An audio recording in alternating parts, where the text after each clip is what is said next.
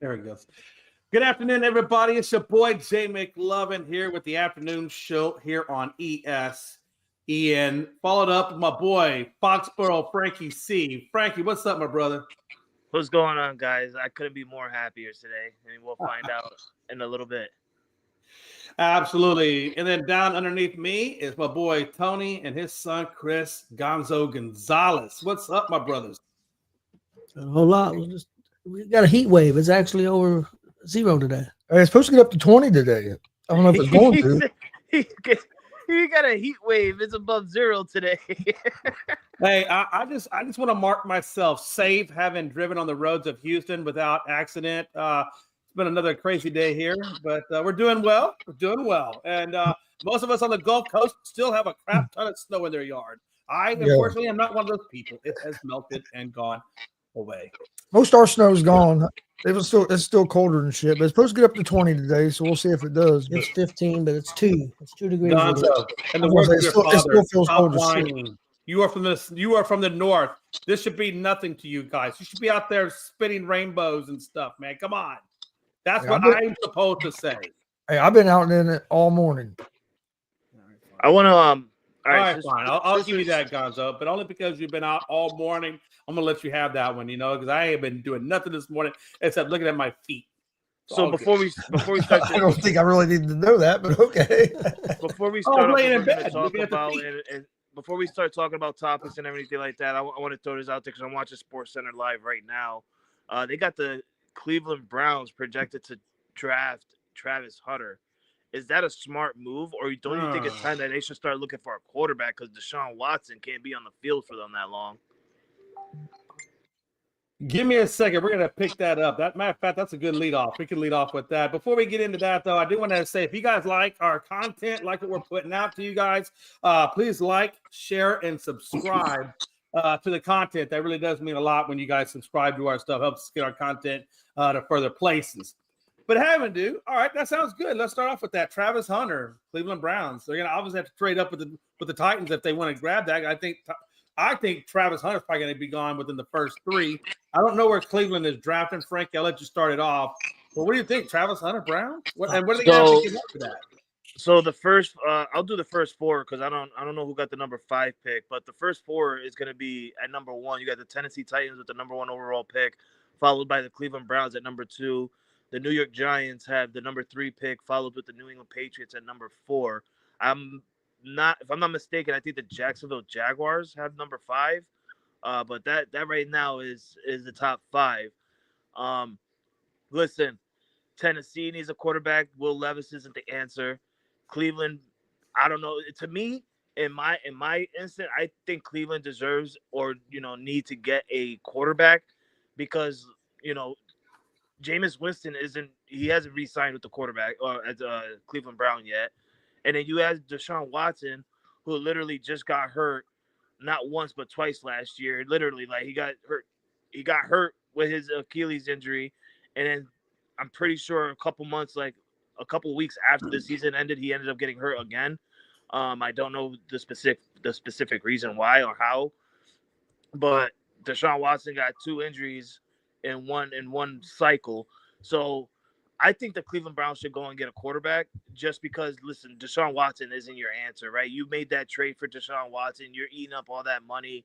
I think it's time that the Cleveland Browns either move on from Deshaun Watson and just eat up that money, or you might as well just bench him and have him as your backup and start for your future and look towards the future because Deshaun Watson isn't the answer.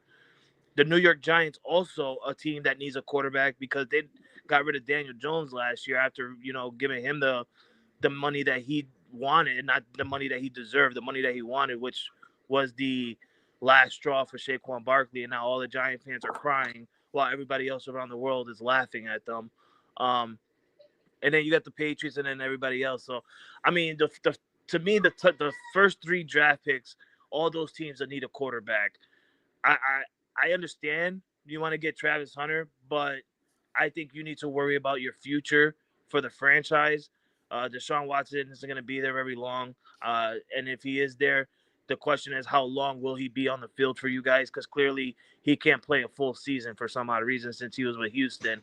That's just my theory, my thought, my take. I don't know what you guys think on that. Real quick, I will tell you this though. I think they're going to eat that Deshaun Watson contract because he just retore the ACL that he tore previously. So I think Deshaun Watson's career as a Brown is officially, in my opinion, over. I don't see any scenario that he can make it to the end of that contract after all the rehab he's going to have to go through. I could be wrong on that, but I really don't think you're going to see Deshaun Watson in a Browns uniform. Tony, Chris, what do you guys think about Browns trading up for Travis Hunter and all the stuff that Frankie said? Maybe. Well, Browns are the second pick, so I think right now what they projected was that the quarterback from Miami, Ward, was going to probably be the number 1 pick. That's what's projected. Yeah, I saw that too. And Hunter would be number 2 with the Giants. I don't disagree with Frankie, except I don't think there's a quarterback worth taking with the second pick. I don't think Ward's worth taking the first pick. That's just my opinion. So I think they're probably more talented than what Richardson was that the Colts got, but I don't think we should have got him with the 4th pick. So I think that's a big reach to take him at that pick. And I think Hunter I think he's going to be a really good player. I don't think that's a reach. So I could understand him taking Hunter and maybe wait another year for maybe a better quarterback comes out. So you definitely think that regardless of whether it goes to Cleveland or not, do you think Tennessee actually does still trade out of that number 1 pick and try to get some other picks to keep building up that franchise? Is Tennessee the first pick? I think Tennessee's going to take Ward. Okay. But I don't agree with it. Yeah, I don't know. I think if I was Tennessee, I would trade out unless you really think Shador or you think Cam Ward or whatever is going to be your guy. I would probably trade out. Gonzo? What it tells me is that if Cleveland's going to draft some number 2 Hunter or somebody that's not a quarterback, it's telling me that they're going to bring in somebody like Sam Darnold if he's available. They're going to try to bring in Cousins. They're going to or Cousins, somebody like that, for a couple of years that they feel better about that than what they do these rookie quarterbacks. Because I don't think Deshaun Watson plays again another snap in the NFL. I think his career is over. He's going to have another surgery, basically the same surgery he just had. Going to have it again. Exactly. I don't think he's going to play again in the NFL. So they're going to have to do something. I don't think Jameis Winston they don't think he's their answer. So I look for them to bring in somebody like Darnold or Cousins. Well, the quarterbacks for Pittsburgh's going to be available. Or one of them's going to be. Not both. Either Fields or Wilson could be available. So I mean, I think they're going to go with that free agent route for a quarterback for this season. Try to find maybe a bridge guy until they can find a younger guy they like. Yeah, because I think I would if I'm the Titans, I think I rock another year with Levis. I think I trade out of that spot, try to pick up some future first round picks out of it, possibly. If you think, like for example, you got Arch Manning, so he's probably going to do at least 2 years. I would imagine he does 2 years before he comes out. So that's what 25 or it's 25, 26, 26%. So I'd probably looking for either a 27 or 28 first round pick, depending on where you think he's going to come out at. And try to go for like an Arch Manning or something of that nature. What do you guys think about that? I can see what you're saying, but I think Tennessee's done with Levis. I don't look. They might not draft a quarterback this year. You could be right. They could move out of that because you can get so much. You can get so much draft capital for moving out of number 1 if they don't like the quarterbacks there. They could be a team that tries to get a quarterback through free agency, especially if they decide to move out that number 1 pick. But I don't think Levis will be their starter this year. I think that coach, if it was up to him, I don't even think Levis would be in the building. Yeah. I mean, but think about it. This is my mode of thought. Now, we don't like to see tanking, but you can play Levis and not really tank and probably still get another first round pick out of it and then stack that on with the other first round picks you got from this year. I mean, if they played that right, you wouldn't even have to tank. You would just naturally suck bad enough to incorporate picks to make yourself better. I hate to say it, but that's kind of what the Astros did. The Astros got rid of everybody and their mother, collected all those picks, built up to the farm system, and then I look where they are. I'm not saying that the Titans should do that, but still, Frankie, I know you're over there saying blah, blah, blah, blah, blah. Hey, the Astros might have take for a little bit, but we all know what got them over the edge. Oh, he's starting it. Wow, I even had the first sip of my Monster, and you're already attacking me. Hey, I got What is the thing that Jay does? What is the thing that Jay? Read the thing. I don't know what to do with my hands. I got a friend who's a professional wrestler. He said if you ain't cheating, you ain't competing. So that's the way I look Hey, at it. and nobody's ever going to accuse us of not competing. That's right. That's right, damn it. Frankie, man, what do you think about that scenario, though? What if you write out Levis one more time, play bad enough, get another first round pick, trade out of this year's first round pick, garner up some other first round pick? Could you then? I know it's not the popular thing to do, but you could rebuild your franchise just by doing that. I mean, realistically, the Titans can trade away their first round pick this year, right? I mean, they can trade that first round pick, get a certain player in return. If it was me, honestly, I would try and stay away from Will Levis and just make the trade for Kirk Cousins, right? I mean, the Falcons already told Kirk Cousins that he's going to be a backup next year. So you might as well go ahead and trade for Kirk Cousins for 1 year at least, and then get your future quarterback next year to learn behind Kirk Cousins. Maybe that will work out in your favor. But Will Levis isn't the answer. And I said it since day one when Tennessee grabbed him. I said, why would they go and get Will Levis? A guy who literally loves mayonnaise so much that the only commercial he's doing is mayo commercials.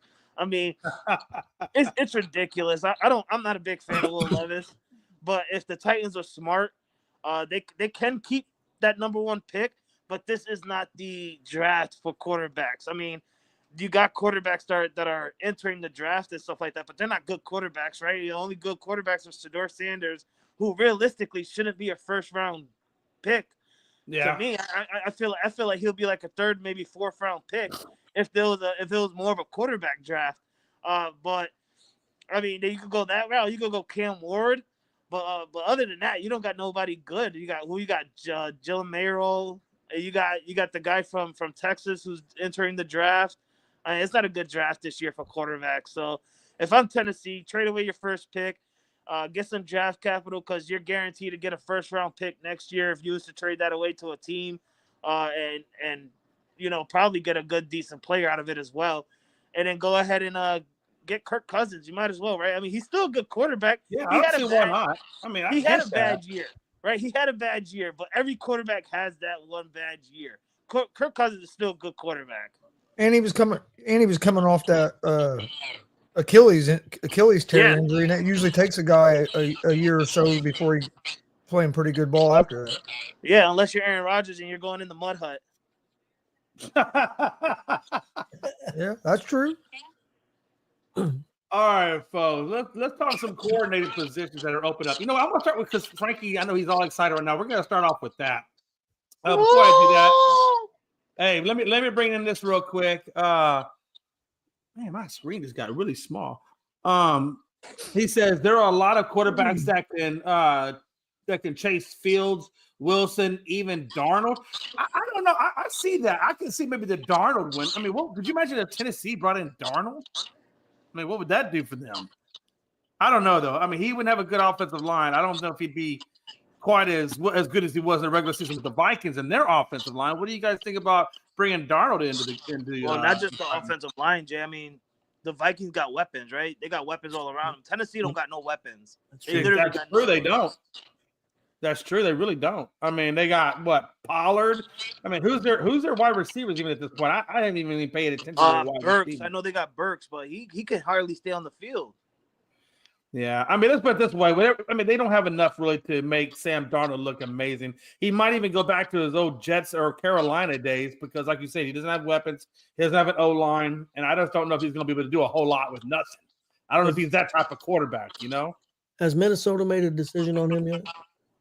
Because they can franchise that. No, they didn't make a decision on him yet. The only decision that they had done just now is extending Kevin O'Connell. Yeah, they gave him like a 3 or 4 year extension, something like that. Robert Wardell. By the way, hey, what's up, Rob? He goes on to say Tennessee wants to give up that first round. They can have DK. Yeah, I don't think they're going to get that first round for DK. Not that DK is not good and doesn't deserve to be a first round pick for him, but like you said, they have Levis. They really don't have anybody to throw the ball to. So I think about DK, I'm gonna be pissed off thinking I got to sit here in purgatory that nobody will give me the rock. It's going to take a lot more than just one player to get that number one pick. Oh, yeah. in Tennessee. Yeah, It's going to take multiple first round picks. At least 2 and probably a third or fourth. It's going to take a lot of picks. Oh, I definitely agree with that on that.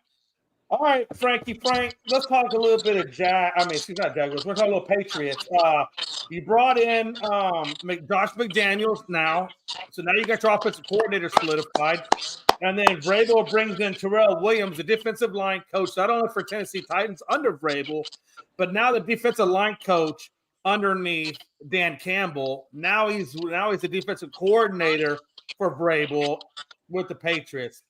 Go ahead. Give us your spill. What do you think about all this? I am super excited. I couldn't be more happy for what Mike Vrabel's doing in New England, bringing back Josh McDaniels, a guy who knows this offense, a guy who literally is like a quarterback genie when he's offensive coordinator, not when he's a head coach.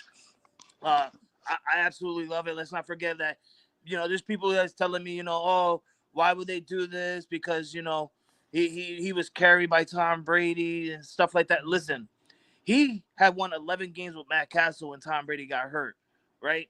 Then he leaves, goes to Denver, comes back, wins Super Bowls. He went 3-1 when Tom Brady was suspended for 4 games. He went 3-1 with Jimmy Garoppolo and Jacoby Brissett.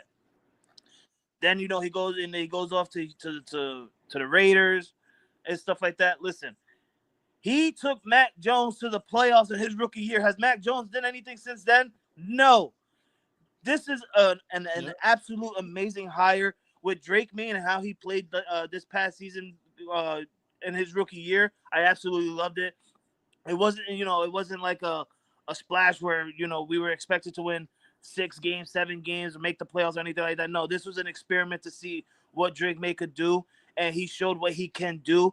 Just imagine what he could do when we have weapons around him and a line to protect him. Now we have the coordinator, the right guy that can actually lead and teach him the right way. I feel like Josh McDaniels is a slam dunk into coming back to New England as the offensive coordinator under Mike Vrabel. It's going to be an absolute blast. And then you got Terrell Williams. Like you said, he was a defensive line coach for Mike Vrabel in Tennessee. Then he goes to Detroit and becomes a defensive line coach there. Let's not overlook how that defense looked before all these 30 players got hurt. I think it was 18 total in the defensive side alone.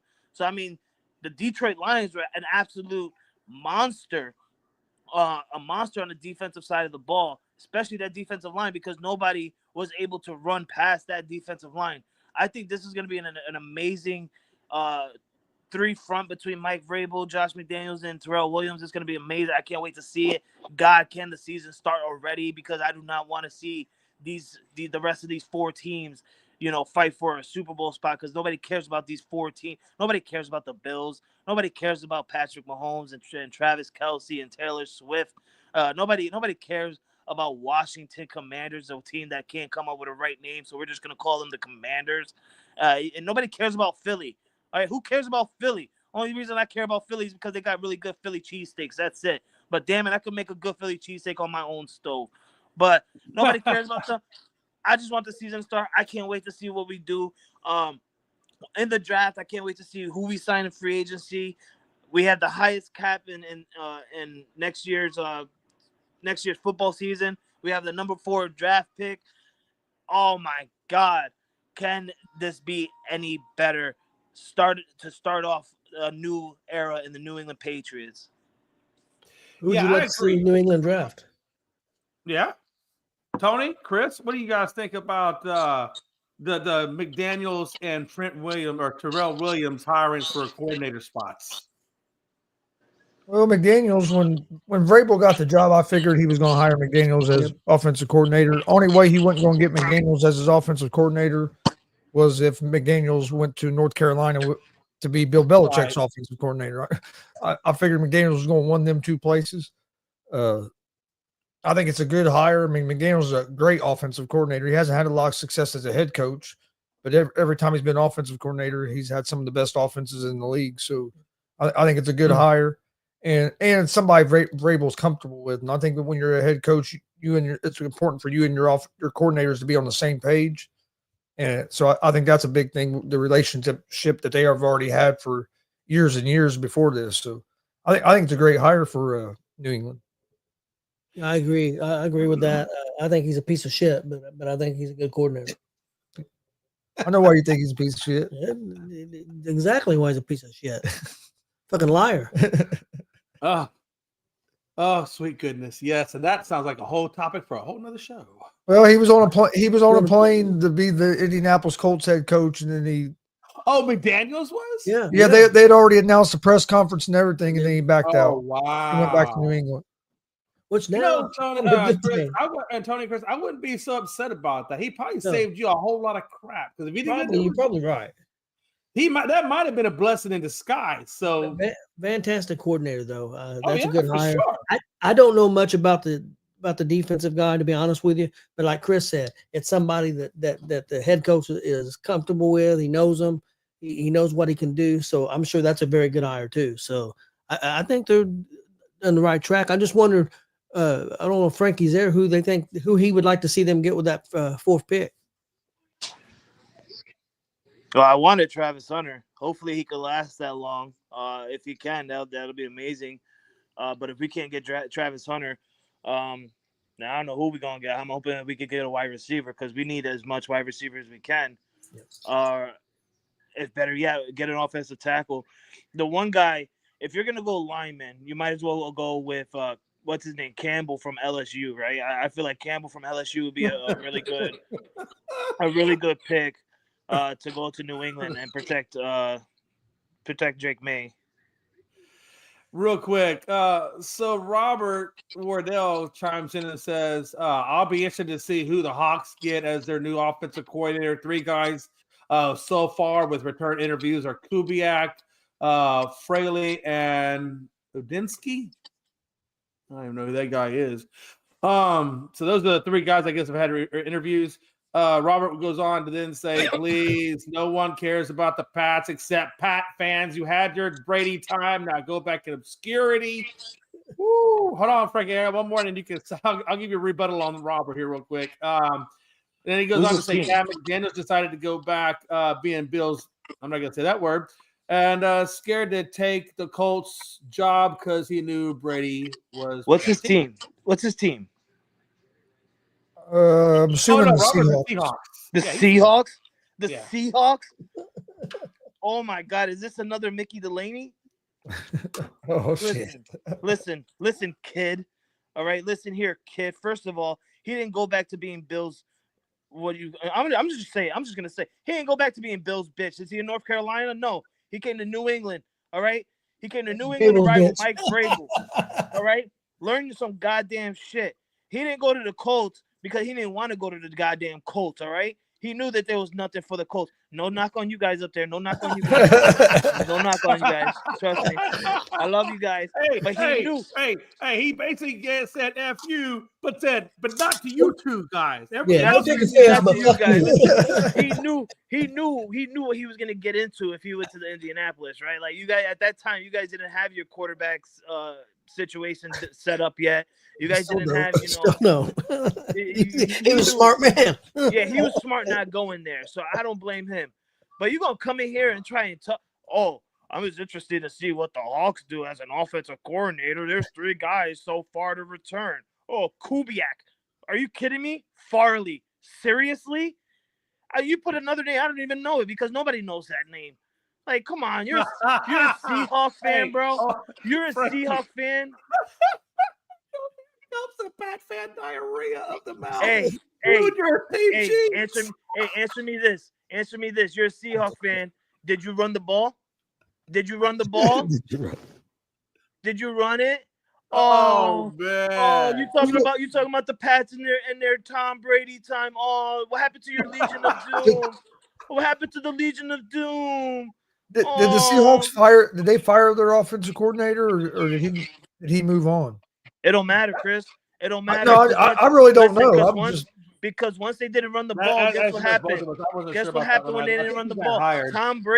Tom Brady, Bill Belichick, and Josh McDaniels, goddamn it, ended that Legion of Boom, right? Russell Wilson lost his play style. He lost how to play. We haven't seen Russell Wilson the same since he beat Peyton Manning back in the Super Bowl, right? Where's Richard Sherman? Oh, he's an analyst at the table now because nobody wants his bum ass. Where's Marshawn Lynch? He retired because he said, why the hell didn't they give me the ball? We would have been Super Bowl champions back to back, but they didn't give me the ball. So Hey, I'm done with this team. Hey, I like Marshawn. I like Marshawn Hey. too, but guess what? They didn't give him the goddamn ball. Hey, real quick, did you see him on that Bear Grylls show? Yeah. That shit was crazy. He said the Hawks fired their offensive coordinator, Grubb, Okay. so he did get fired. Yeah. I love it. I love it when Seahawk fans try to come and talk shit. It's like Mickey Delaney coming in here talking shit. Hey, leave Mickey Delaney alone. That's my Hey, my you're little right. boy. We did lose our undefeated season. You're right, and that hurt me bad. But guess what? Well, after that, we ended up winning 3 more Super Bowls. How many did you win? Hey, real quick. Hey, I just want to touch on this real quick. I do like McDaniels as a coordinator. I think that's his niche, right? He's not a good overall manager of people or things like that, but he's really good at development and implementing a good offensive strategy. And I think that's where he just shines. You know, like, look, Denver Raiders, we know that wasn't good. And the third team, Colts, that would have even been worse. I mean, trust me, you guys dodged a bullet by giving him as head coach. But as a coordinator, he took Mac Jones from rookie to alternate Pro Bowler, and they made the playoffs. I mean, that's pretty dang significant. And then you look, they got Drake May, who went, 225 out of 338 passes for a little over almost 2,300 yards and 15 touch, 10 interception. I think that's a guy. And he also had 54 rushes for 421 yards and 2 touches. I think Drake May is a good guy for your organization, Frankie. And I think Josh McDaniels will do for him what he did for Mac Jones and Tom Brady and stuff of that nature. So I think you guys got the right coordinator to develop Drake May into your next signal caller. I definitely think you got the right guy for that. In terms of your defense, you're not going to go wrong with Vrabel hiring Terrell Williams. I mean, he knows him. In fact, I think he played 1 or 2 head coaches, or he had him coach 1 or 2 games the year he was there. So he's got some experience. And I think what he did with the Lions and that defensive line, even though they lost Aiden Hutchinson was gone, they still kept them afloat. They still kept that team relevant. They still kept them doing great things. Matter of fact, when you saw them go up against the Vikings in the last game before the playoffs, they destroyed them, dismantled them. And so I think that's an excellent candidate for the defensive side of the ball. So I think Vrabel is being smart. He's putting proven guys around him, and that's how he's going to rebuild this team. And he does have a good centerpiece in Drake May. Now he's got to take the other $133 million and build around May. And I think he's got a good place to start, Frankie. And as long as he does really smart, prudent decision-making with the people he brings on in terms of players, the sky's the limit for that organization. And Robert, I hate to disagree with you, man. I think Vrabel will do good things with that amount of cap space. He's got a good coordinator. He's got good quarterback play. So I think all the things are there for him. I think his turnaround could be because he's going to get a blank slate. Look, $133 million. You're going to get a blank slate to put around Drake May. It starts with the draft. It ends with free agency. Give them about 3 years, right? 3 to 4 years. But I don't think this is the last we've ever heard of the Patriots, not by a long shot, unless Vrabel just screws it up, which I don't expect him to do. Hey, Robert, I got a gift for you. You know what that is? Oh, you knew Frank was Hold going on. to do a ring. Hold on, you can see it. You see it? You see that? It's right there. It's the Seattle 24, New England 28. Do your job. Clearly, I did it. Clearly, I didn't do your job because we got this ring. But you see that we did our job. No, Look at I that. hate to say it, but success speaks loud volumes. At the time, that was 4 Lombardis. We added 2 more to that since then. Oh, it feels good on my finger too. Look at that.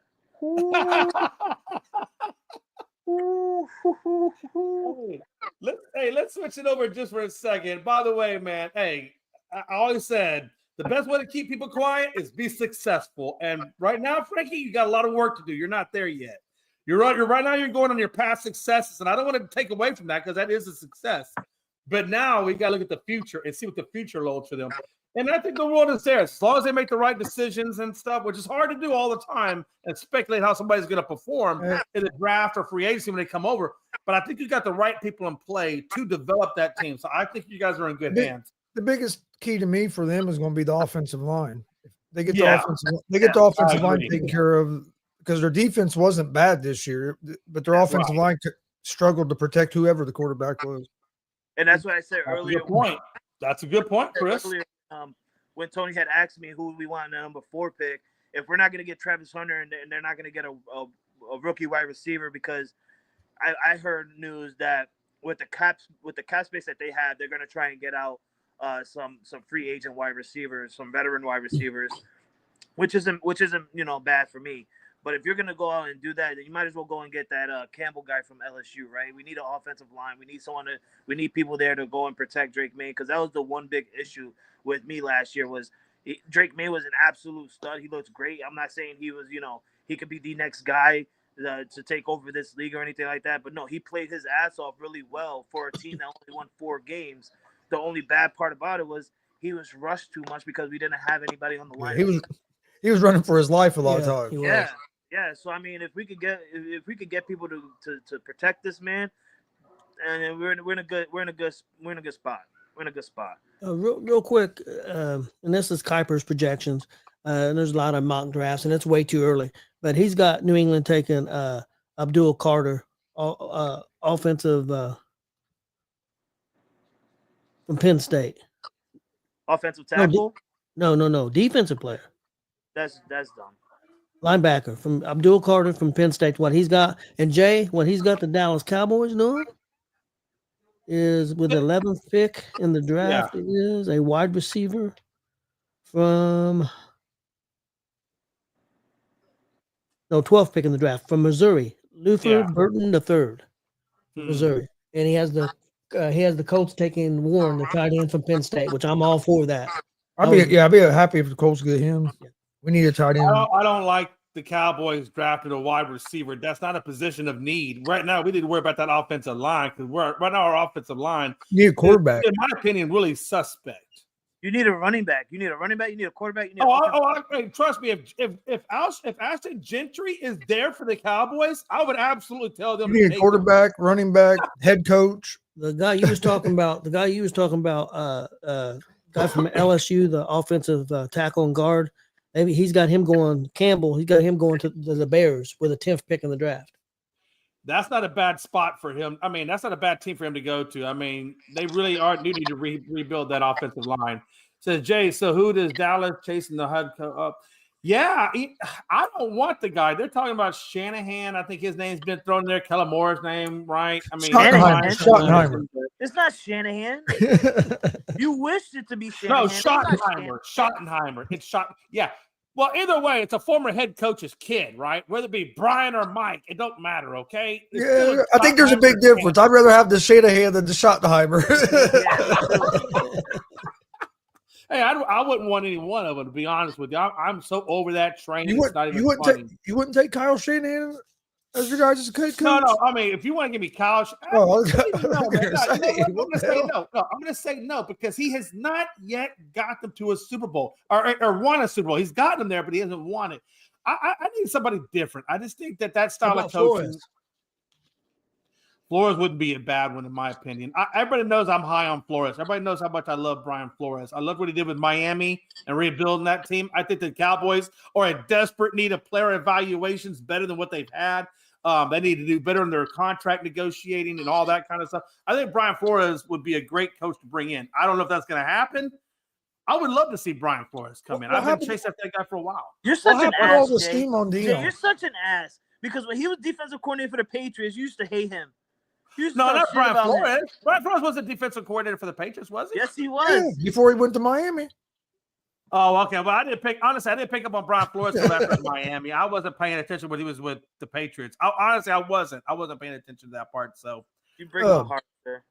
No, Robert asked what the chances are for Dion. But what I would happened? say- What happened to all the steam behind that? That's all you were hearing about there for like a day or two, and then now you don't even hear nothing about I it. don't think Dion wants it. I think that was just a publicity thing for Jerry. Jerry likes to make headlines, and I really think that was just a headline for Jerry. I think there might be I would say 30%.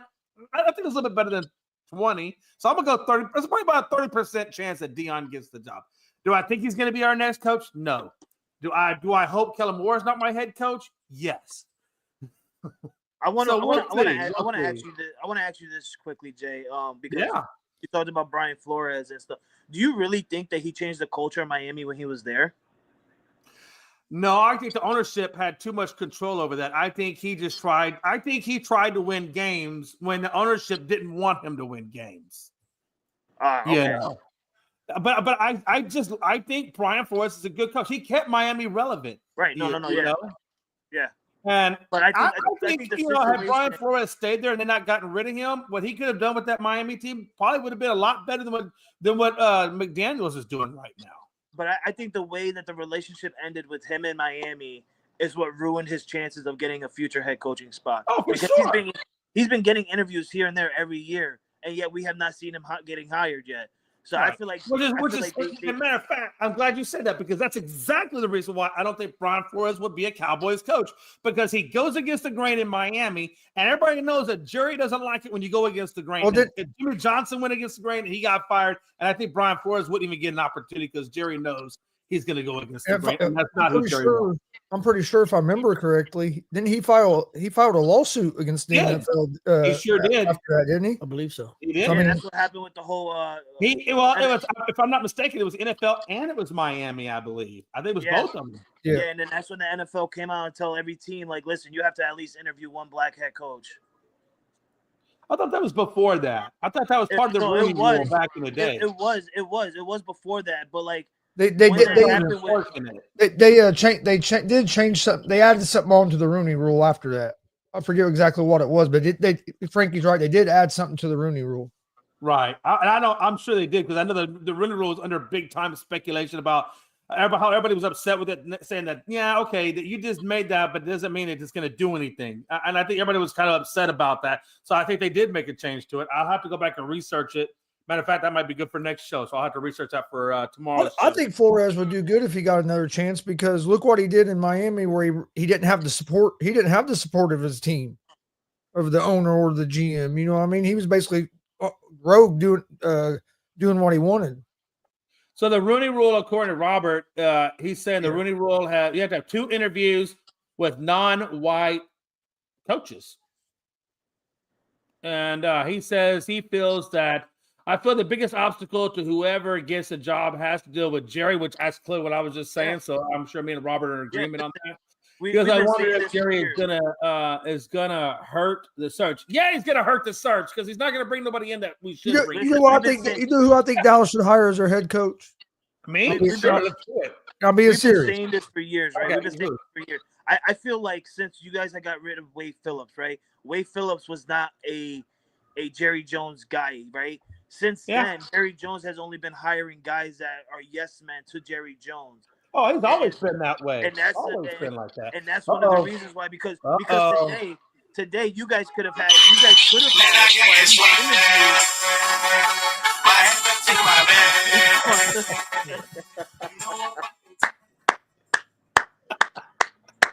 What do you think it should be? Hey, Mike. Let's go! What I think Dallas should do. Ben Johnson! What I think Dallas should do before we get to Ben Johnson, I think Dallas should hire Jerry Jones as their next head coach. He's going to have say in it anyway. Just let him run the whole damn show. I'd love to see Jerry on the sideline with a headset on. Hey, it's hard. It's hard to be a coach when you're the quarterback, running back, and wide receiver too. Okay, it's hard. It's hard. By the way, Michael, if nobody's ever told you this, you look just like the dude that does those parodies on the Bears. Which, by the way, I watch all of them because they are hilarious. Hate that guy. Hate that guy so much. Oh no, I love that guy. What's that up, guy Mike? every time I listen to him all the time. Man, he's got some good stuff. Nah, he's all right. He's a douchebag. But I'm sure you're feeling good today. I'm feeling great. I'm feeling Oh I no, love he's it. feeling great He's feeling because he got beautiful. Ben Johnson. That's why he's feeling great. Breaking news. Just Breaking missed our news little- just came out that where to go? Breaking news came out that the Jaguars and the GM Trent how you say it, Balaki, whatever, are parting ways. Bukaki. So now the Jaguars need to find both head coach and GM now. Ooh. Yeah, real quick, Robert, I would love if Pete Carroll came to Dallas. I would welcome him with open arms. I just don't know if Jerry's going to bring him in for that. But Who I do you would think love Jerry's it. about him, only bro? looking. Jerry's only looking for yes men. I'm And I telling don't think Who do you Pete is think a yes guys- guy. Can I ask a question, Mr. McLovin? Yeah, go ahead, Mike. Who do you think dies first, Jerry Jones or Pete Carroll? They're Oh, both like man. 95. I I'm think, just you know asking. what? Hey, listen, I think Jerry made a deal with the devil, and I think he's going to live like 150 years. So I'm going to say Pete Carroll. I think he is the Just devil. pay I don't like attention. the way he looks. I don't like his. I don't like. You look into his eyes, and I just see like fire. I'm hearing a lot of Pete Carroll to the Raiders. Oh, Really? Yeah. I wouldn't I love am that. too. I am I too. wouldn't love that at all. I hate that for Pete. I guess. Well, maybe. he's going to have his work cut out for him. He's not going to walk into a Seattle job. He's gonna Mike, definitely have what his would you work rather cut have? out, Would you so. rather have Pete Carroll in Vegas, or would you rather have Pete Carroll in Dallas? I would have him in Dallas, but Mike? Dallas is I getting don't think- Kellen Moore. Dallas don't have nobody for Pete Carroll. They don't got a running back. They don't got a quarterback that can stay on the field. They don't have an offensive line. And I'm not knocking Jay. Even Jay has said this a little while ago. Yeah, Like, they they don't said a have minute no, ago. they don't I have don't. I don't think Pete would take that job. I think Pete kind of tries to create a culture where I don't think Dallas allows you to create a culture. I think that you have to kind of fall into their shit. So it's like Jerry has a heart attack. Well, mean, you him and could- Kraft are. If I'm Pete Carroll, I'd rather I go ain't say to it. I'd rather go to the Raiders because you got Bowers over there. You could build around him. Yeah, but you can make the same case for CeeDee Oh, Lamb. man, You could put Yeah, around but if CeeDee I'm Lamb, too. 74, bro. Yeah, I love CD's a dog. And Dak, I mean, Dak's in a much better situation because you don't have to like groom him. You kind of already know what Dak is. So it's kind of like, I don't know. Raiders are kind of messed If up. I'm wouldn't do Pete it. Carroll and I had my choice, I think I would go after the Jacksonville job, especially now that the GM job is open because you could get your own GM in there. And I know Lawrence hasn't performed like people thought he was, but you have a guy that could be your future quarterback if you get the right guy in there, maybe. Well, I'm glad But that you brought that up. even because- Troy Aikman said that the Cowboys' job was not attractive, right? It's not attractive for two reasons. Number one, you got Jerry Jones to deal with, which is why that culture won't change because Jerry's not going to let the Number culture two, change. it's the Cowboys. And number two is, which is the most important thing, they're 19 million in the hole. They ain't got no money to bring nobody in. So you're gonna have to sit there and ride this crappy contracts of Mari Cooper and Ezekiel Elliott, and then now you got Dak Prescott as the highest paid quarterback. What? Hey, You why gotta have don't to they write just do all like the that crap, Dodgers and you know? defer those contracts a few years? I'm Hey, telling look, he needs hey. to take a Here penny we down go the with the Dodgers goddamn Bible. Dodgers. Not right now, Gonzo. Not right now. He's trying to piss me off, Mike. That's the thing. I'm good, bro. I'm good. I don't want to talk about it. I'm good, bro. I'm not about it. But I'm You know, glad I that- wanted I'm glad that- Tanner I'm glad that Scott. you brought up Pete Carroll probably going to the Jacksonville Jaguars because I did hear that Robert Saleh will probably be the new head coach for the Jacksonville Jaguars. Yeah, I like Pete a lot better. I I Pete would a like lot Pete a better. lot better too. Yeah. I also I heard don't know. if Saleh don't get a head coach look, job, guys, he by go the back way, to San so Francisco. since we're talking about that, the Bucs offensive coordinator Cohen did turn down that job to stay with the Buccaneers. I wonder how that affects everybody else. I mean, do you think he saw something in that organization that just turned him completely off? And if so, do you think that would turn off other coaching candidates? Baker I don't know Mayfield. what he found, but he had to see something. Baker Mayfield. Like, you know, like No, there's he saw the money. yeah. He saw the money. He literally turned down the job because he became the highest paid offensive coordinator in football. Maybe. Yeah, that's why. Saw That's the why. money. Come on, bro. You think Ben Johnson's here strictly based off the fact that he likes Caleb Williams? We threw $15 million a year at that motherfucker and gave him a private jet. I think that's what it fucking comes down to at the end of the day. Like, I think, and especially for a coordinating job, but I don't know. Tampa's a weird situation too because, like, not that I don't take them seriously, but like, how far do they really go down the line? Because they're in a tricky spot where it's like Baker's playing out of his mind, and that's great. But is that sustainable? How long is Baker going to be playing like this? And then if Baker's winning you enough games to the point to where you're kind of like middle of the pack, shit out of luck, kind of like Frankie, not trying to be bogus, but like it's kind of like where the Patriots were, you're drafting 15th and you get Mac Jones, but you're not getting the Trevor Lawrence because you're not that bad of a team. Where the So it's Colts like, are every damn year, drafting 15th, 14th. yeah, and like the Colts do a great job at it. I'll give them that. Like the guys they draft for the most part are pretty good players, but you're never getting that guy. That's why you fall in the laps of an Anthony Richardson or like us with a Justin Fields. Like you get Justin at 11th, and we're like, man, bro, how did he fall to 11th, bro? And then you find out really quickly why he fucking fell to 11th because that's how I felt with Mac Jones. How Mac Jones fall 15? Now I know we found out. Yeah, we know it's all good. Look, you see what number I'm wearing, right? It ain't. Yeah. Where's Justin? I don't know. I put the 1, I threw an 8 on it, and it gave me fucking. By the way, Baker Mayfield is 29, Mike. I think Baker's probably got about 6-7 years left in him. But how many of those are? Oh yeah, Pro Bowl level. I think not only that, 4 more years of really hard productive And years. not only that, some of the weapons that they have around Baker are starting to get older as well. I mean, Evans isn't young. Godwin's not young. They found a hidden gem in McMillan, though. That McMillan kid, it's just like McConkey. Like they got a hidden gem in that guy. What y'all know about Scotty Miller though? When back in the day, boy, Scotty Miller was the flyest white boy I ever seen. He was fly. He was Tom Brady's bootleg Julian Edelman. Man, and he did that though. And you know what? Without steroids too, Frankie. Take that. Hey. But he got the ring. He got the ring too. No one said he did it. Oh man, yeah, not turning the Hackett. I'm not too worried about it. I'm really not. I like it. I think there's a big difference between like guys like Nathaniel Hackett, because Nathaniel Hackett, like I used to talk to Gonzo about it when he got the head coaching job in Denver. And I was like, this guy wasn't even the offensive coordinator in Green Bay. This guy was like, he held the jock strap for the offensive coordinator. Like he was extremely underqualified for all those opportunities, where Ben Johnson, I mean, he's been kind of that name for a multitude of years. Like I think it would have been one thing if the Bears hired Johnson a year ago. I think we could all sit here today and be like, well, he only really had one great year, but to do it again this year, they win 15 games. Jared Goff looks great. I think it kind of shows to me like, okay, like you could walk it like you talk it, like, you know what I mean? So it'll really just come down to the Bears and their shit offensive line.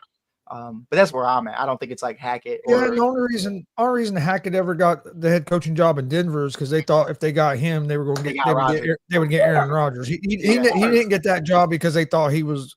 That's why he got the job in New York too, because Rodgers was there. Yeah, so it's like, you know, like and ultimately, even though he got with Rodgers, he still got demoted. Yeah, trying to be alive, man. Damn. But no, so I think there's a big difference there. I think Johnson will do good there. They got to fix that offensive line though. That's the whole thing with them too. Is if the offensive line don't get fixed, it don't matter who's calling plays or who your quarterback is. Absolutely. Absolutely. I'm glad we're talking about this, because we talked about it yesterday, and I said it was a smart move for the Chicago Bears, because for so long the Chicago Bears have been hiring defensive-minded coaches. Now that they got an offensive-minded coach, someone who literally can go there, the Chicago Bears are not bad. They have the pieces. They really do. They got Caleb Williams in the quarterback. They got the running back. They got the wide receivers, literally all around. The running back? We don't have the running back. Fuck DeAndre Swift. You can listen. You can turn that running back around. Right? Sure. You could turn that.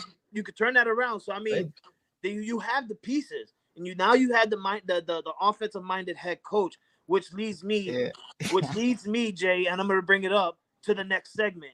Was it a smart move for the New York Jets to go out and hire a defensive minded coach yet again? Before you go there, I did have one question I want to ask Mike to wrap that up before we switch into the next one. So, Mike, like he was saying, you bringing in Ben Johnson. This guy had all the weapons he could ever dream of in Detroit. So he could do a lot of crazy things in Detroit and show a really good success at it. I don't think he's going to be able to get away with that type of stuff in Chicago, at least not right now. What do you think about Ben? No, I don't think he can. I don't think he can get away with that. I don't know if the offensive line is as good. I don't know. Caleb Williams is still developing. Do you think Mike, what do you think? Man, this is your team. Can he get away with all that? I think Caleb's already better and an already bigger upgrade than Jared Goff. And I think a lot of people will sit here and say that's not accurate. But I'll tell you, 20-6 for a touchdown interception ratio, sacked 68 times and 3,500 yards is pretty fucking good when your whole coaching staff got fired. So I think he's already an upgrade from Goff. But the question is, are you going to be able to get away with the same stuff? And that's, I agree with Jay. Whoa, rare. Me and McLovin rarely agree on things. But you know, I do agree. Like you can't like here's the one example. I made a meme of it earlier because he did his press conference and he kind of mentioned, you guys remember the fake fumble where they faked it on Chicago and then they got the touchdown out of it with Laporta up the left-hand side. And I thought the most beautiful thing about that play was it doesn't happen unless you have an offensive line that gives you that time to fake a fumble. Like if we faked that fumble, you just been on your ass and it would have been a pick six and it would have been over. And that's what it was. So I think getting that offensive line together, we have top 5 salary cap in 2025. We have $66 to $84 million to play with. You know, you got Rome, you got DJ, you got Cole, you got all these guys already. You just got to figure it out through the draft. Like I heard earlier, Ashton Genty could potentially go to the Bears at number 10. That's cute and that's cool. Yeah. But like it reminds me of Gibbs. You know, they didn't need Gibbs at 12, but they did it because they already had the line. They already had the quarterback. They already had the receivers. We're not in that position where you can be cute and take Ashton Genty, who, by the way, was at a shit schools and the only team he ever played was Oregon. So like, is he even that great? But I don't know. I think you really have to address that offensive line to be able to get away with the stuff that he was doing in Detroit. And then I was hearing that he's going to bring in Dennis Allen as his defensive coordinator. How do you feel about that? Yes, sir. I fucking love that. He reminds me a lot of Flores, where it's like, and Jay, I heard what you said about Flores. Fuck that guy. You know, as a head coach, fuck that guy. Like, no. But as a defensive coordinator, I think just like Flores, he does an amazing job. And I think some guys are just strictly just coordinators. And I think Allen, who's been honestly creating an elite defense out of nothing because of the way they've been constricted from a salary cap perspective year in and year out. He's done really well. So I would love that. It also means we don't have to switch up the scheme. And I kind of said earlier today, it's, you know, I think we're closer to being the monsters of the Midway again than we are farther away. So if they were to blow up that defense, I'd be pretty sad about it. You got Jalen Johnson, Montez Sweat, Kyler Gordon, maybe Tyreek Stevenson's still on the team, maybe not. Who gives a fuck? But you got a lot of guys on that team. Tremaine Edmonds, that could be really good. So I think bringing in Allen's great. It definitely does limit you with guys like Khalil Mack being available because it's like, you know, they don't fit that system. So you'll have to figure out what you're going to do outside of the offensive line. You got to figure out that defensive line too with Sweat because he's all by himself. But I like it. I like it a lot. I think the only question is like OC, who's going to be on the offensive side of things with Ben. Would you welcome Khalil Mack with open arms? No, fuck no. I'm good. I'm like, and like no. And I love Mac, and what Mac did for the Bears was incredible, and we made us relevant for the first time since Lovie Smith, and I'll never forget that. Like 2018 was special, bro. Even though it ended the way it did, it was special. But you know, he had 17 sacks in 23 with 73 combinations, and then it was 39 combinations in 2024 with 6 sacks. So not only is he getting older, but he also just doesn't like the reason we got rid of him was because we were switching the scheme. So he's not going to mesh well with a guy like Montez Sweat with the way they play the linebacker position.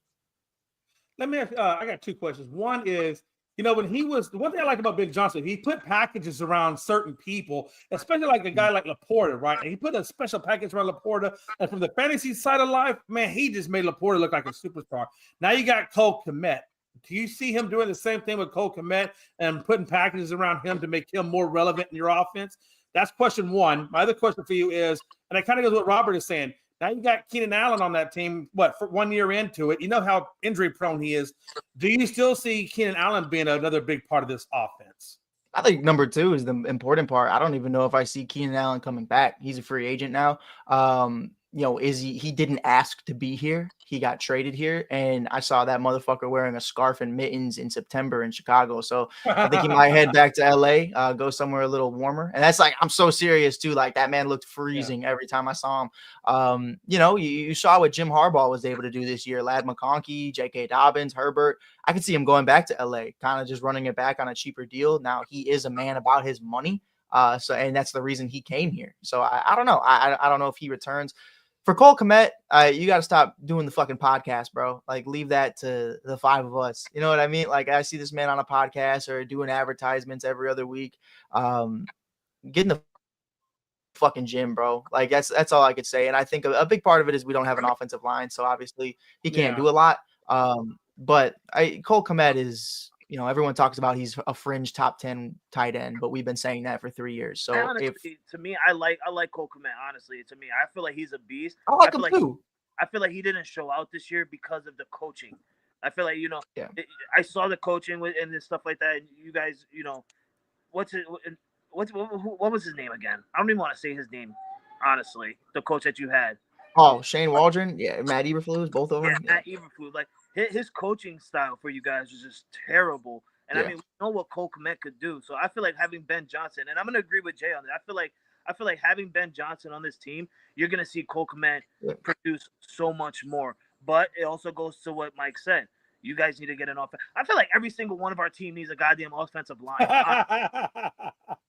Our offensive line is decent. Yeah, I was about to say Gonzo's shit is rocking. It's just his quarterback thinks he's a running back, and then he gets tired. Yeah. He just needs more protein bars. We do need to transition real quick. Let's talk real quick about Aaron Glenn. Now, Aaron Glenn says that this is his dream job with the coach, the New York Jets, the same organization that made him a first-round pick back in 1994. And this is another defensive coordinator type of guy. How do we feel about it? We're going to start at the top, and we're going to work our way down. So, Gonzo, Tony, what do y'all think about Aaron Glenn taking over this Jets job? And will he be the one that actually can put it back on the map? I think a lot depends on who the quarterback is, and a lot depends on who the offensive coordinator is going to be. I think they'll have a good defense. I think he will get that defense where it needs to be. Because really, the defense wasn't bad under Salam. When he left, the defense went to hell. Right. So, but we'll see. I don't know. I don't know if they have the quarterback. That's the first thing. I like the hire because I thought Aaron Glenn was one of the top candidates out there. I think he's a good leader, and but the problem is it's the Jets and Woody Johnson and Woody Johnson's 17-year-old son aren't going to let Glenn do what he wants to do. That they get involved too much. So I don't see it working personally, but not because Glenn's not a good coach, or I just think he's walking into a situation where hell, we haven't seen anybody really succeed there since Rex Ryan had some pretty good years there, but since then we ain't really seen the Jets be able to do anything, no matter who they bring in. I like the hire because I think Glenn's a hell of a coach. I think he could build a culture. I just don't know. It's just such an uphill battle with the New York Jets. Oh yeah. Tony, I got another question for you specifically, man. They hired the head coach before they hired the general manager. I feel like it's like putting the cart before the horse. Obviously, you got to think that Aaron Glenn, I guess, is going to have in some kind of way some influence on who they bring in as a GM. Make sure they mesh. Can I comment on that, Jay, real quick? Yeah, go ahead, please. To kind of answer your question, they've interviewed a guy from Detroit once, and he was coming in today for his second interview. And really? They said that was another thing that was really drawing Glenn too, because he liked working. I can't think of the guy's name, but he was on one of the executives for Detroit, and him and Glenn get along real well. So that was another thing Glenn liked about the Jets, because they were going. You're talking about Lance Newmark.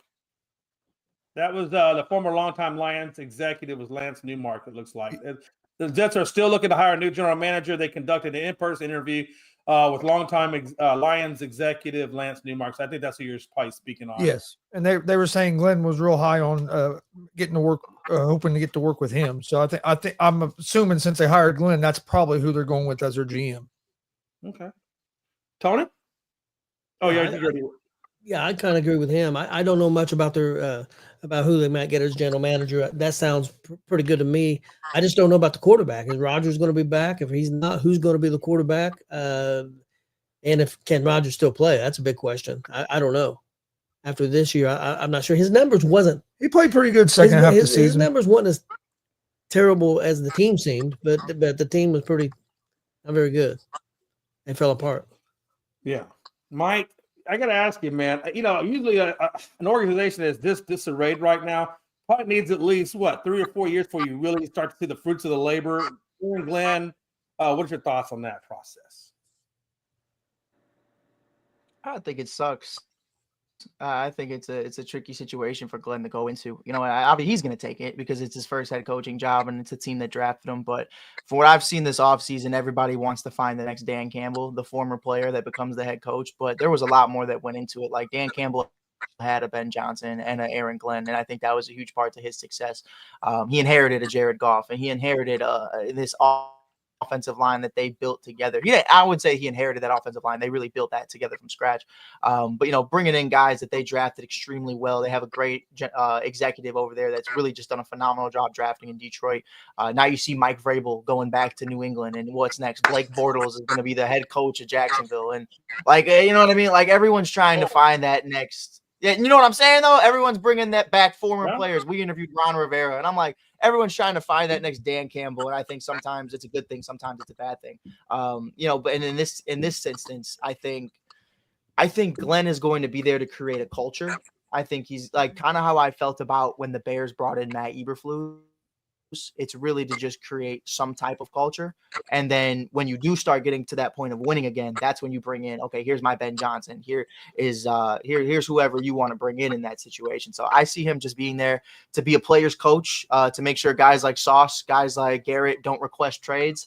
You know, try to do the best that you can. Like, again, like it's going to come down to who his OC is. And I think that's really important, especially for a guy like Aaron. But absolutely. If you're banking on Aaron Rodgers to return, I think you're shit out of the water already. So, yeah. Yeah. So Frankie, Glenn is the second player in Lions history, or it's not Lions, excuse me, in Jets history to go from being a player to a coach. The first one was Walt Michaels. He did it back in the 70s, I believe it was. Glenn is touted to be a Bill Parcells disciple. What do you think about Glenn? Is it kind of, and I kind of am leaning towards Mike, where it's going to be depending on who the coordinators he brings in and gets the culture shifted up there. What do you think about Aaron Glenn Hire? I play the Jets 2 times a year, every goddamn year. I'm going to say the same thing that I said when Aaron Rodgers went there. It don't give a damn who's going to be the head coach. It don't care who's going to be offensive coordinator. It don't matter who's the defensive coordinator. Hell, Tony, it don't matter who's the quarterback. Right? It don't matter. This is the Jets organization. This is a team where a couple years ago, I was scared of the defense, right? Then I see that they bring in Aaron Rodgers, and I'm like, oh, I'm just going to laugh at this because it's ridiculous. The Jets are the Jets. They're going to do the Jets thing, and that's just continued to be a downfall franchise. I mean, I'm not going to sit here and say that, you know, Glenn is gonna be a terrible head coach. He could be a great head coach. He can. He could win 5-6 games. It's cool. They could be third in the division and the Patriots be last. It's cool. But guess what? They're never going to make the playoffs again. They're not. It doesn't matter who the hell the quarterback is. It don't matter who the head coach is. It don't matter who's running offense, defense. It don't matter. Because at the end of the day, the Jets are going to do what the Jets do, and that is tank. That is set up for failure, not success, for failure. And I feel sorry for the players like Garrett Wilson. I feel sorry for the players like Sauce Gardner because they deserve better than that. It's not their fault that in the draft pick that they got picked, it fell on the Jets' lap. I feel real sorry for them, but at the end of the day, I don't give a goddamn who's going to be a coach because guess what, Mr. Glenn? You declined an interview for the Patriots head coaching job. You really did. And I understand why. I understand you got drafted by the Jets. You had to play against the Patriots. We're your rivals. It's cool. That's cool. You got your dream job. Literally, you got your dream job. That's cool. It's going to continue to be your dream job because you're not going to do nothing with them. So go ahead and keep dreaming on being successful with the Jets.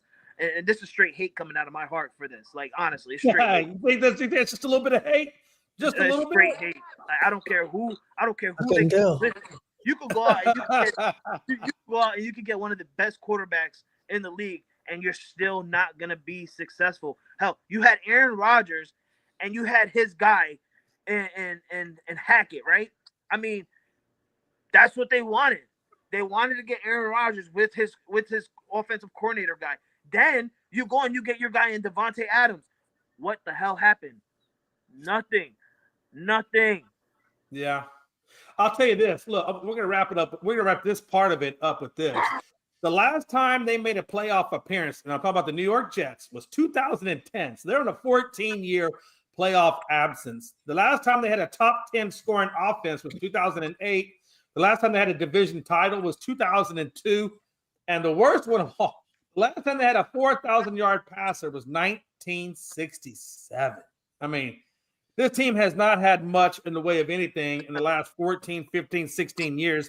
And you got to imagine it's at least another 3 more years, probably 2, maybe, depending on how fast they can rebuild this team before they even get to a playoffs again. So let's say even 3 years from now, that's 17, almost sometime between 17 to 20 years expectancy before they even make the playoffs. I mean, that's crazy to me. I mean, I thought the Cowboys' 30-year Super Bowl drought was something, but the Jets got a little bit more rough side over there. They didn't even see the playoffs.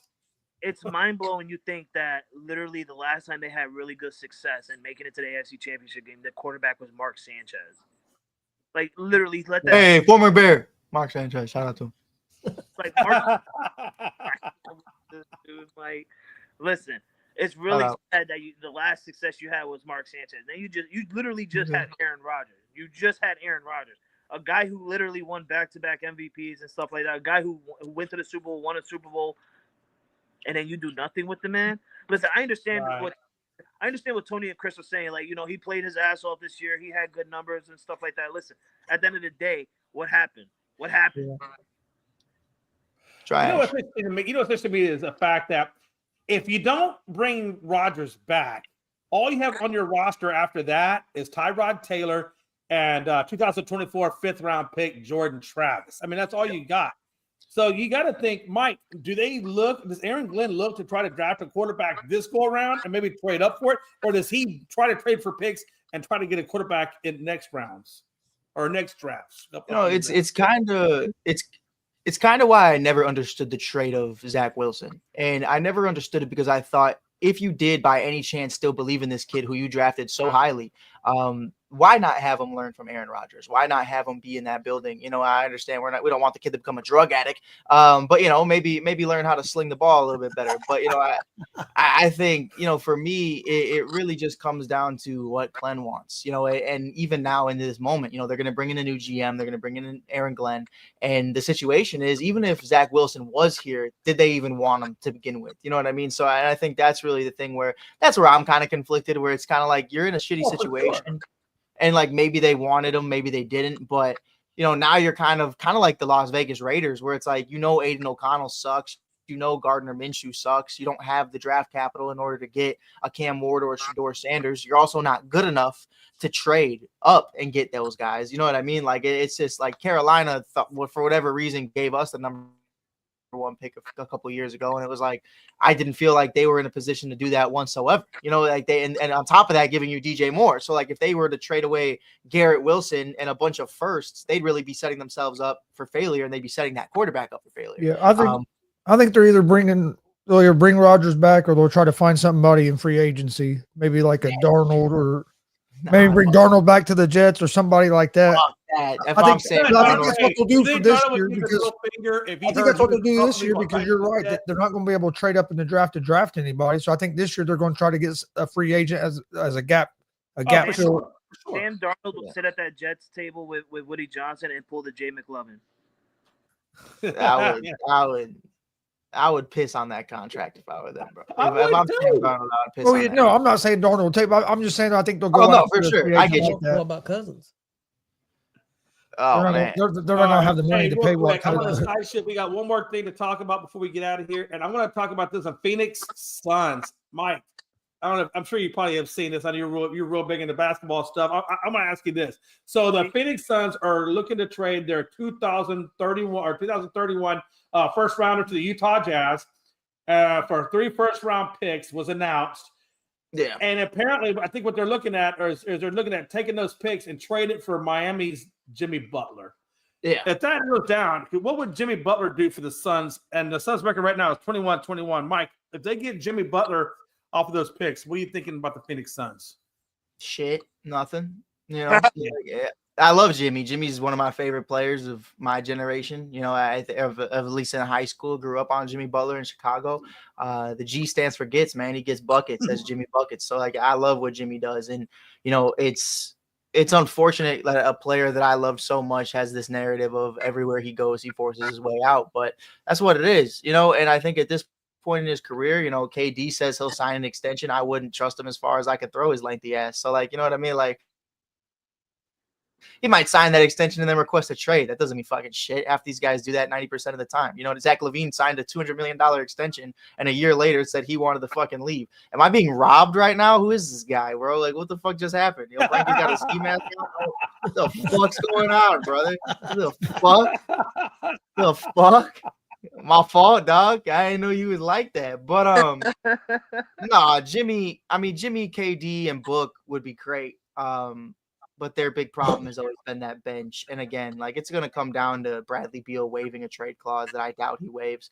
I don't know why he wouldn't. Like, we've just heard that he doesn't want to waive it. I'd go to Miami. Fuck is in Washington, bro. Like, you know what I mean? But like, Yeah. whatever. And I think Bradley Beal, honestly, being arguably the number one option in Miami might do good for his career. But rather than coming off the bench and fucking For Phoenix. sure. For sure. Yeah, Yeah. absolutely. So, real quick, Tony Gonzo, let me ask you guys this. The Jazz consolidated their first round picks acquired in the Rudy Gobert and Donovan Mitchell trades from 22, including the 2031 unprotected first round pick from Phoenix. Utah will have 11 first round picks in the next 7 years. What do you think is going to become of Utah? Do you think this is the next big wave in this rebuild of Utah Jazz? I mean, what do you think expecting out of them? I got you, Gonzo. They'll have 12 because even in that 11th year, they'll still be fucking shit, and they'll probably get the number one pick that year too. The fuck out of here. No, honestly, that's basically what I was going to say, because it don't matter how many draft picks you have if you don't use them right. For I mean, sure. we've seen organizations. I mean, look what the Celtics done years ago in the draft with I can't think of their GM. Was it Mikal? I don't Was remember. that the wrong That's a one? good question. It Huh? don't matter. Fuck the Celtics. I can't remember who their GM was, but he made some trades and was able to do good in the draft and help build that team. But in Utah just It hasn't. wasn't McHale. It was the other guy. I can't think of the guy's It name. was a guard. Yeah, he was a player. I know that. But anyway, I just don't. The Jazz haven't proven that they're going to do that. They're going to do that. And I know they got new owners and stuff here recently, but until they prove that they know what's going on in the operation side, it's hard for me to believe that they're going to turn it around. Yeah, absolutely. All right, so close it out. I want to talk real quick. I want to say congrats to Pop. It looks like his rehab is going really well. Spurs CEO R.C. Buford has said the Hall of Fame coach continues to get better and has been aggressive in his recovery from November stroke, quote unquote. All I can share is he's attacking his rehab in a way that, Pop, you've observed him for years, Buford said. So looks great, man. Let me ask you this, guys. We'll close out on this. How many more years do you think Pop coaches in the NBA before he just finally hangs it up and says, I'm done? And we'll go top to bottom, left to right. So, Gonzo, Tony, lay this off on that. How many more years do you think Pop's got left in him before he calls it a career? I'd say no more than 2. Okay. Yeah, I was going to say 1 or 2. Okay. It's just hard to know because it just depends on a lot of it's going to depend on his health. Oh, for sure. Mike, I got a different question for you. Let's say he does go 2 more years. What the How much hell? longer do you? What happened? Oh, I'm sorry. Did I skip somebody? Tony. Oh, I did. Tony, I didn't go to you. I'm sorry. No, I said 2. I think Frankie was wondering why he didn't get the answer. That's because I don't like Frankie right now. No, I'm kidding. Frankie, I'm coming. I'll tell you what. We'll go in reverse. I don't want you to feel like you were left out. No. I don't care. I could be last. I don't care. You say the best for last. But like, I'm just confused on why you ask a question and then go to Mike. Like, I got a different question for you. So I'll roll, Frankie. You can be the host if you want. I'll gladly hand the reins over to you. I mean, let him pick how many years he think Pop's got, and then to ask him another question. Damn. Maybe he had the answer at the tip of his tongue. He was ready to go off or something, and you just like, yo, Mike, hold that thought, Mike. Hey, Mike, how many years you think Pop has left? Hey man, when we were talking about his rehab and stuff, I thought the only Pops I know is the one standing right next to you. Like I thought we was talking about Pops. How many years I got left? I was like, damn. I didn't know. He was like, congrats on your rehab. I was like, fuck happened to Pops? I didn't even know. Hey, Nothing. I'm not gonna lie. It took me a bit because when he I said knew he was talking about when he said I want to say congrats to Papa Pop, Mitch. and he said about rehab, and I'm thinking, what's he talking about? Because I thought he was talking about you at first. Yeah, I knew that's what he was right. talking about. I was like, If what it the don't warm fuck? up, Oh I ain't man, got what's nothing about on there. Popovich? Everybody calls him Pops. Let's go. Thought we took a slip at the store or something, bro. It was fucking crazy. I don't know. I'd give it 1 or 2. I think he wants a full season Yeah. with Wemby. I think the athlete in you would want that, to be able to work with a guy like this and to be able to say you helped groom him into who he is today. You know, and Absolutely. CP 0 rings is still over there too, so I'm sure he probably wants to rock out with that as well. But you like that, Frank? Yeah, but you know, I don't know. I think it's gonna be interesting. I hope Pop's got his State Farm secured from CP. And we'll see what happens health wise, man. You know, he lost his wife a few years ago on a serious note. Now he's got his own health Yeah. issues. So, you know, like the love of the game is there, but I think we've all had our own issues with stuff going on in real life. And you know, you can instantly just be like completely on the other spectrum of like, hey man, I really don't give a fuck about this shit no more. You know, and I've had my own moments like that. And it's like, it really just depends on him, man. And I couldn't imagine, you know, being, you know, what's that even like for him on his knees and going on as many of those flights as he does every single day and traveling. It's got to be a lot.